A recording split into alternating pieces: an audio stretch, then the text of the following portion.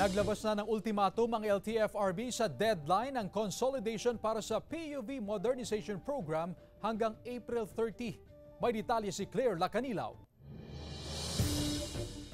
Inihayag ni Pangulong Ferdinand Marcos Jr. na hindi na palalawigin pa ang April 30 deadline para sa consolidation ng PUV franchise. Ang PUV franchise consolidation ay bahagi ng PUV Modernization Program kung saan kinakailang bumuo o sumama sa mga kooperatiba o korporasyon ang mga PUV operator upang ma-access ang mga business financing sa pagkuha ng modernong jeepney units. Kaya hinihikayat ng LTFRB ang mga jeepney operator na ipakonsolidate na ang kanilang mga PUV unit hanggang Abril 30.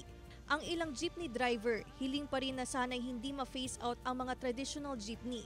Kahit pahulugan ang bayad para sa pagbili ng modernized jeep, hindi raw kakayanin. Sobrang mahal naman yung sinasabi nilang na yung modernized na jeep.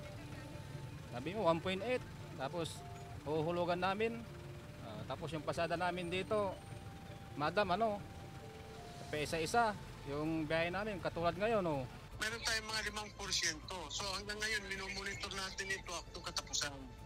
So yung mga ibang transport cooperative chairman, kinakausap ko sila kung may mga member pa sila na hindi na consolidate. Ayon sa LTFRB, nasa 86% na ng mga PUV operators sa Region 1 ang nag-consolidate ng kanilang PUV unit. Ang sino mang bigong makapag-consolidate ng kanilang prangkisa matapos ang deadline, hindi napapayagang pumasada o tinuturing ng kolorum.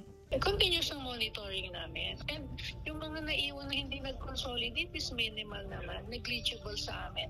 Hindi magkakaroon ng shortage sa supply ng transportation. Kasama si Henry Dumincil, Claire Lacanilaw, 1 North Central Luzon.